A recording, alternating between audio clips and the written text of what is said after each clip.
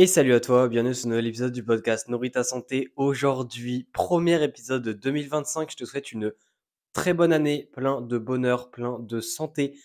Et dans ce premier épisode du podcast, pour cette nouvelle année, je vais un petit peu te parler globalement de mes objectifs, des changements à venir également sur mes contenus pour 2025. Donc c'est un épisode assez spécial, mais je pense que c'est vraiment le bon moment pour faire un épisode spécial, surtout en début d'année quand j'ai prévu pas mal de changements et je vais t'en parler dans cet épisode. Donc épisode assez chill globalement, pas trop, on va dire, de prise de tête, mais comme ça au moins tu vas avoir une idée qu'est-ce qui est à venir au niveau des contenus, de ce que je vais proposer et également au niveau de mes objectifs qui vont en partie grandement diriger notamment certains contenus de cette année.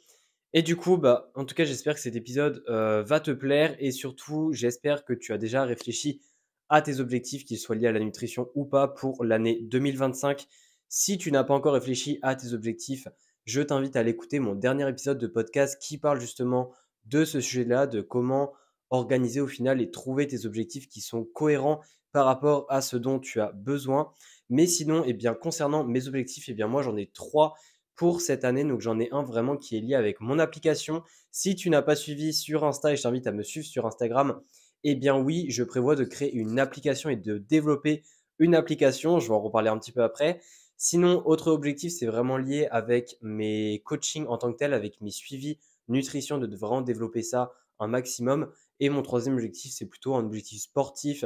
Alors là, pour l'année 2025, j'ai pas forcément cherché de faire un truc de ouf. On va rester sur certains exercices que je fais déjà depuis longtemps. Et ici, ça va être les tractions lestées, où je vais chercher à atteindre 50 kg de lest, une répétition de traction avec 50 kg de lest. Donc c'est pas non plus un objectif du style faire un marathon, faire un Ironman, etc. Mais je sais que l'année 2025 va être extrêmement chargée euh, à côté du sport et ça me paraît compliqué en fait de commencer une préparation pour je ne sais quoi. Donc je vais vraiment rester sur ma pratique sportive actuelle qui est globalement la salle, également un petit peu de tricking, j'ai envie d'apprendre, donc lié au sac de frappe, etc., des kicks plutôt freestyle, puisque je ne vais pas reprendre pour le moment les sports de combat en club. Pareil, d'un point de vue temps, c'est pas du tout possible. Mais voilà, en tout cas, ça c'est vraiment l'aspect sportif. Sinon, pour revenir un peu sur mon objectif au niveau des suivis, l'objectif, en fait, il y a plein de choses auxquelles je pense.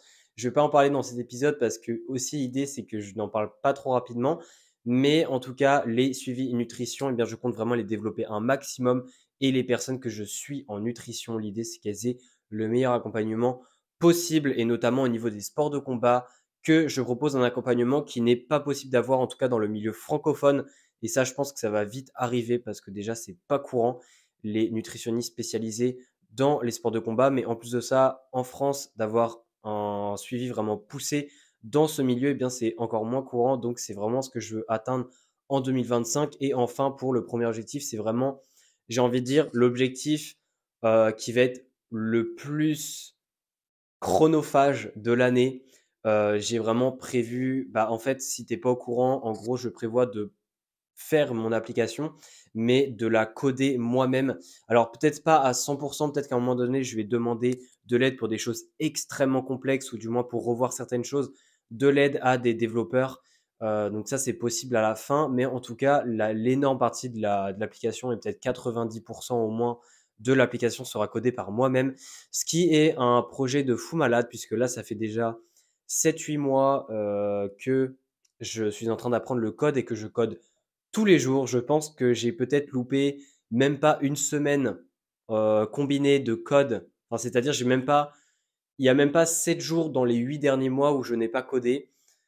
C'est vraiment quelque chose que j'ai fait tous les jours, au minimum 30 minutes par jour, si je peux, 1 heure par jour, où je travaille sur des petits projets, etc. Où je sors un projet par mois en moyenne. Et d'ailleurs, je vais continuer à faire ça en 2025. Mais sauf qu'à côté, en 2025, à partir de maintenant, là, dès le 1er janvier, je commence à coder l'application en tant que telle, à côté de continuer aussi un petit projet pour continuer à, on va dire, à mettre en pratique aussi du code en dehors de l'application en tant que telle.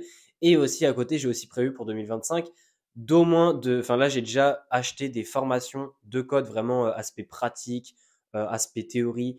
Et je compte aussi suivre au moins 30 minutes de formation en ligne par jour par rapport au code pour que justement il y ait à la fois cet aspect apprentissage, il y ait également cet aspect pratique avec le petit projet et il y a également l'aspect vraiment mettre la main dans la pâte au niveau du projet en tant que tel qui est de coder cette fois-ci l'application. Donc mon objectif de 2025 par rapport à l'application, ce n'est pas de sortir l'application, ce n'est pas possible de la sortir aussi rapidement. Mon objectif en gros c'est de sortir l'application en juin 2026. Donc en gros, l'idée, c'est que quand l'année 2025 se terminera, eh bien, c'est que je me dise dans ma tête, dans 6 mois, l'application est finie. Autrement dit, il y a vraiment la base de fait déjà, et là, c'est vraiment les finitions, vraiment l'aspect promotionnel. Enfin, ça va être encore toute une autre discussion, mais j'en reparlerai plus tard dans l'année, et j'y repenserai plus tard dans l'année, même si j'y pense déjà. Mais en tout cas, pour l'année 2025, c'est vraiment en fait de créer, d'avoir fini de créer les 10 principales fonctionnalités de l'application. Et ça, je sais déjà c'est quoi. J'en reparlerai et justement, je vais en revenir après par rapport au changement de contenu qu'il va y avoir dans l'année parce qu'il y a beaucoup de choses qui vont être liées à l'application. Mais en tout cas, les 10 premières et les 10 principales fonctionnalités, je sais déjà ce que c'est puisque j'ai déjà créé le cahier des charges. Enfin, je sais vraiment déjà l'application globalement à quoi elle va consister, même si je vais y revenir enfin, j'y suis revenu tout à la fin du mois de décembre 2024 parce que là, je suis en train d'enregistrer cet épisode dans le mois de décembre, donc c'est pour ça que je suis un peu perdu. C'est parce que pour moi, ça m'arrangeait de l'enregistrer maintenant et je pouvais pas l'enregistrer juste avant le nouvel an. Mais en tout cas, voilà, il y a vraiment tout ça de prévu pour 2025 au niveau de l'application. Maintenant que j'ai un petit peu parlé des objectifs, je vais parler maintenant de qu'est-ce qu'il y aura comme changement au niveau du contenu. Parce qu'au final, il va y avoir des changements et ça, c'est intéressant. Et justement, il va y avoir de nouveaux types de contenus que j'ai déjà un petit peu commencé à publier. Le premier type de contenu, ça va être les vlogs. Alors, pour les personnes qui n'ont pas suivi, je suis actuellement en Suède pour aussi faire des études à côté. C'est-à-dire qu'à côté des suivis nutrition, à côté de coder l'application, à côté de créer du contenu, également de faire des recherches constamment, de faire les podcasts, etc. Eh bien, je suis aussi en master en Suède. Donc, c'est pas un Erasmus ni quoi, c'est vraiment je suis en Suède pour 2 ans. Je fais tout le master en Suède, c'est vraiment pour le coup des études à l'étranger. Et du coup, bah, évidemment, il y a le master qui continue, il va y avoir la thèse, enfin du moins le mémoire que je vais commencer en 2025.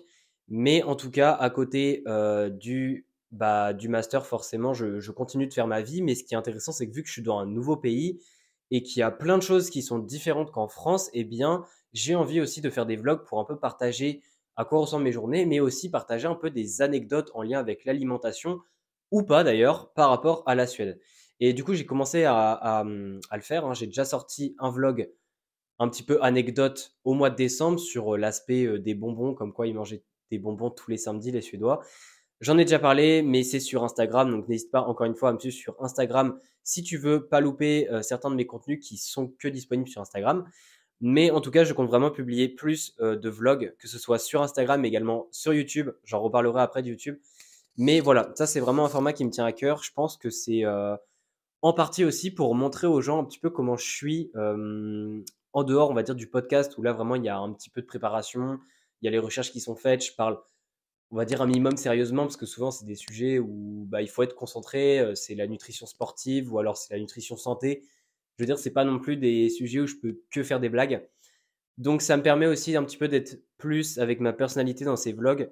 Et justement, c'est quelque chose que j'aimerais plus faire parce que j'ai remarqué, et notamment quand j'ai des invités en podcast et que pour la première fois on est en appel et on se voit, etc. visuellement, et ben en fait ils sont toujours surpris de comment je suis entre guillemets dans la vraie vie, que je suis beaucoup plus chill, etc. Et je trouve ça dommage que les personnes de manière globale de mon audience ne puissent pas voir cette facette de moi. Donc c'est aussi pour ça que j'ai envie de faire des vlogs un petit peu plus. Donc voilà, ça c'est vraiment la première chose. Deuxième chose qui va changer, c'est les vlogs, cette fois-ci de code. C'est-à-dire que l'application, j'ai pas juste envie de la créer dans mon coin en 2025, j'ai vraiment envie de vous partager l'expérience parce que l'idée c'est que, encore une fois, certes, il va y avoir le développement de l'application, mais je vais avoir besoin de vos avis, c'est-à-dire que je n'hésiterai pas, par exemple, à mettre une partie du code en ligne qui sera évidemment utilisable hein, comme une page web et d'avoir en fait vos retours, c'est-à-dire que vous testiez, j'en sais rien, un truc et que vous me dites en fait si vous trouvez ça bien, si vous trouvez ça pas beau. Enfin voilà, je pense que j'aimerais beaucoup un petit peu qu'il y ait une part de vous au final qui va créer cette application. Ça me tient vraiment à cœur et pas juste de faire le truc dans mon coin. Et étant donné que je vais la coder moi, je trouve que c'est totalement faisable et facile de faire ça. Donc ça me tient vraiment à cœur déjà de faire ça. En plus de ça, il y aura aussi mes projets de code que je vais continuer à faire tous les mois, c'est-à-dire que déjà je le fais depuis 2024, hein, j'ai déjà sorti plusieurs projets qui sont accessibles gratuitement sur mon site internet. Donc des projets, des outils justement de nutrition que tu as accès librement, que j'ai codé moi-même. Et bien l'idée en fait c'est que je continue aussi à en produire et à les donner gratuitement. Et du coup bah ça évidemment l'idée c'est de faire des contenus autour de ça pour les présenter, pour dire aux gens, bah, pour dire à toi notamment que c'est disponible et que tu peux utiliser.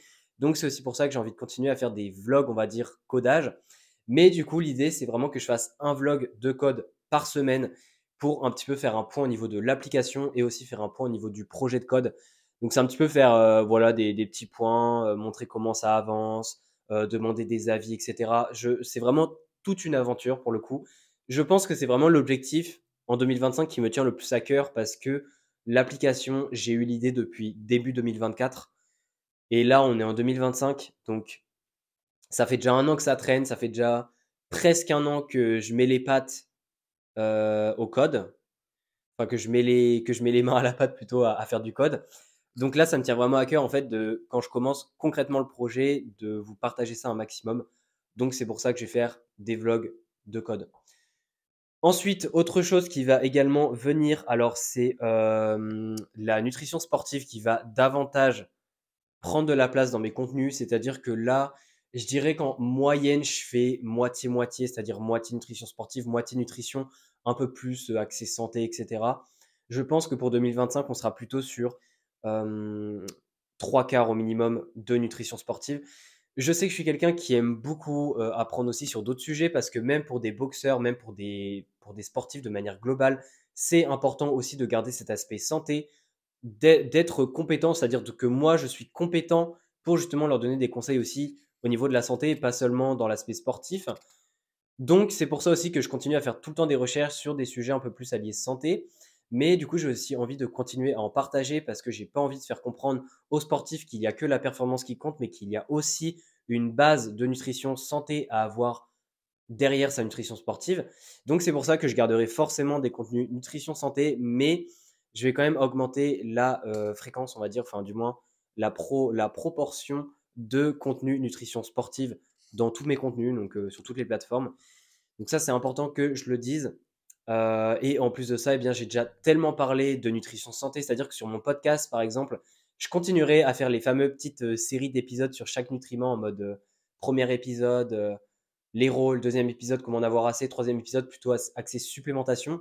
Je l'ai déjà fait pour plein de nutriments, j'ai déjà fait pour vitamine C, vitamine B1, vitamine B2, vitamine K, également le calcium, l'iode, le fer, etc. Enfin, j'ai fait déjà pour plein de podcasts, enfin plein d'épisodes, plein de nutriments différents, et je continuerai à le faire parce qu'il m'en manque quelques-uns à faire, il me manque quelques vitamines B à faire, il me manque aussi quelques minéraux à faire, mais en tout cas je continuerai à faire ça, mais ça sera un peu moins présent parce que aussi je considère que ces dernières années, il y a des podcasts, par exemple les épisodes de la vitamine C, ils datent de 2 ans, mais ils sont toujours d'actualité, je veux dire, enfin en 2 ans, les recherches n'ont pas fait d'énormes découvertes sur la vitamine C. Euh, voilà, si vraiment on prend que en compte les données humaines et les données qui ont vraiment été répliquées, etc., en fait, ça se trouve, il n'y a pas eu du tout de changement par rapport à quand j'ai fait l'épisode. Autrement dit, l'épisode est toujours d'actualité. C'est pour ça qu'en fait, il y a plein de sujets en lien avec la santé que j'ai déjà fait sur le podcast, sur Instagram, sur YouTube, enfin peu importe, quelque part, en tout cas sur mes contenus, et qui est encore d'actualité. Donc c'est pour ça que j'ai pas envie de tout le temps me répéter et que je préfère vraiment aller plus loin dans la nutrition sportive pour vraiment creuser un maximum ce sujet qui est quand même mon champ de compétences. Donc ça, c'était pour le troisième point. Et le quatrième point, enfin, pour terminer cet épisode que je voulais te parler, eh bien, c'est qu'il va y avoir un développement de la chaîne YouTube. Alors la chaîne YouTube, si tu n'as pas suivi, eh bien j'ai posté une vidéo par jour sur YouTube à partir du mois de novembre, que j'ai fait jusqu'à mi-décembre, avant de faire une espèce de pause parce que du coup je suis rentré en France pour les vacances et je n'avais pas mon matériel de tournage. Donc forcément j'ai arrêté de tourner et du coup ça a fait que en fait les quelques vidéos que j'ai tournées à l'avance en décembre avant de partir, eh bien, je les ai un peu plus, répartis sur la période où je n'allais pas tourner, ce qui fait que ça n'était plus à une vidéo par jour. Mais en tout cas, le mois de janvier, pareil, une vidéo par jour. Là, je charbonne, j'en fais une tous les jours. Le matin, dès que je me réveille, bam, je sors le trépied, prends ma carte mentale sur le sujet justement qui va être abordé aujourd'hui et hop, on enregistre.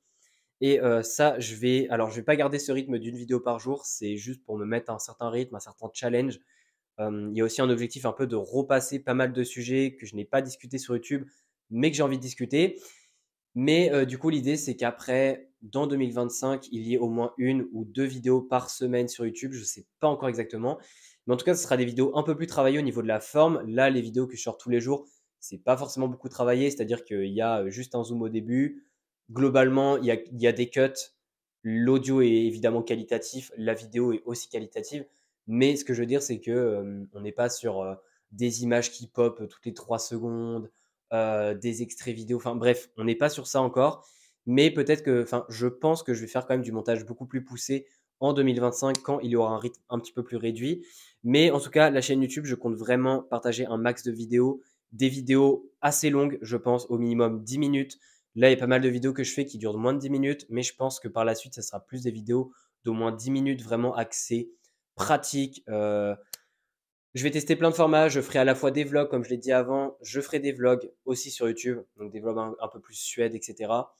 Je ferai des contenus beaucoup plus pratiques, des guides par rapport à un certain sujet, de la nutrition sportive et j'en passe. Bref, plein de choses de prévues. Donc si tu ne me suis pas sur YouTube, tu peux noter Bidiétonique. D'ailleurs, pour information, je ne sais pas où est-ce que tu écoutes le podcast, mais sûrement pas sur YouTube, je me doute bien. Eh bien, le podcast est aussi disponible sur YouTube. Donc, si tu vas sur ma chaîne YouTube Bidiétonique, tu vas voir qu'il y a aussi le podcast qui est disponible aussi sur YouTube. Donc, si ça t'intéresse ou si il y a par exemple certains de tes amis qui souhaitent également écouter le podcast, mais qui n'ont peut-être pas Spotify Premium, Apple Podcast ou j'en sais rien, eh bien, le podcast est aussi disponible gratuitement sur YouTube. Donc, voilà un petit peu pour cet épisode. Globalement, j'ai dit un peu tout ce que je voulais dire. Ça me tenait vraiment à cœur en fait de le partager dans un épisode, un petit peu, les changements où je suis sûr qu'il y aura pour 2025. Évidemment, il y aura d'autres changements, je pense, qui vont me venir en tête, petit à petit. Mais en tout cas, ce sont vraiment les principaux. Il y a également mes objectifs qui sont derrière en fait et qui expliquent aussi beaucoup de ces changements. J'espère en tout cas que cet épisode t'aura plu, épisode assez spécial, mais je trouve ça cool aussi des fois de faire des épisodes un peu plus, perso, on va dire. En tout cas, j'espère que tu es prêt pour 2025. Encore une fois, le podcast, on reste sur 2 épisodes par semaine, un le mercredi, un le dimanche. On ne change pas le rythme, ça fait 2 ans que je fais ça, je garde le même rythme. Donc, on se retrouve pour le prochain épisode. On va parler, pour un petit spoil, de la bêta-alanine. À très vite.